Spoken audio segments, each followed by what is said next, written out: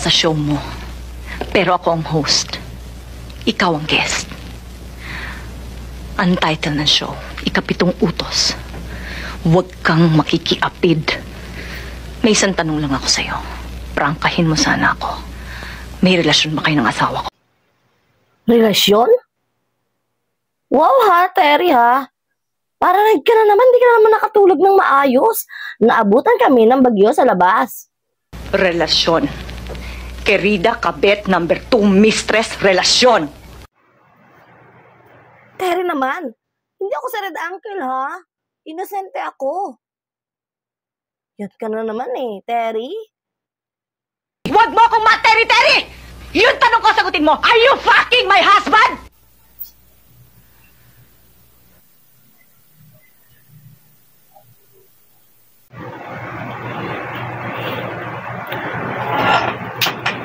Yes, Terry. Palagi. Tigas ng ulo mo ha, ayaw makinig sa akin.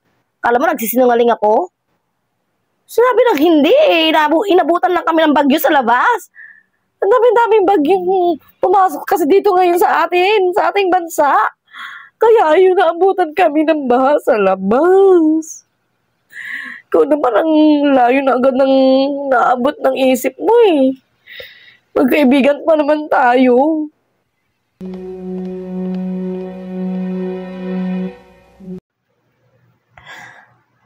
I'm sorry, Terry, pero nagkataon lang. Kasi pupuntahan kita dito sa inyo, may dala-dala akong pagkain, di ba? Nakita mo naman. Nagkasabay lang kami ng mister mo, galing sa labas. Di ko naman alam na pag-iisipan mo kami ng masama ng mister mo. Hindi lang ako ang naiinggit. Ikaw din. Naiinggit ka sa asawa ko. Siguro kaya lagi mong pinagtutulakan ng asawa mo para lagi mo kaming unahan, ano? Lagi mo na lang akong inuunahan mo, Nick. Lagi mo akong inaagawan!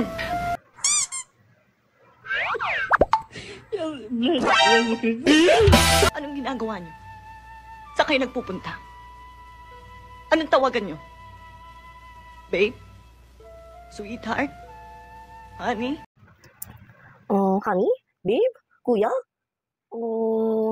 Sir? Ano ba gusto mong tawag ko sa kanya? Di ba dapat kuya na lang?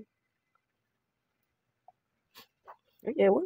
Basta, hindi kami ng mister mo. Maniwala ka kasi, Terry. Gusto mo, paniwalaan kita? Abay, oo naman, Terry. Kaibigan mo ako, di ba? Lang naman hindi mo ako paniwalaan, eh hindi naman kita inaahas. Bakit ba yung maniwala kasi? Masakit ng ulo ko sa'yo eh. Ayoko nang magpaliwanag pa. Total, ayaw mo din naman makinig.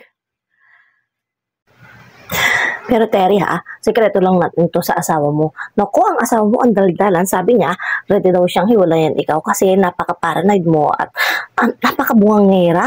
Tama ba yun, Terry? O kaya ikaw, tigil-tigilan mo yung bunganga mo, Terry. At saka yung kakaisip mo ng masama, tigil-tigilan mo yan. Yan, nakakaisip tuloy ang asawa mo na hiwalayan ka. Oh my God! Sige ka. Hindi ka makatulog na naman ng maayos.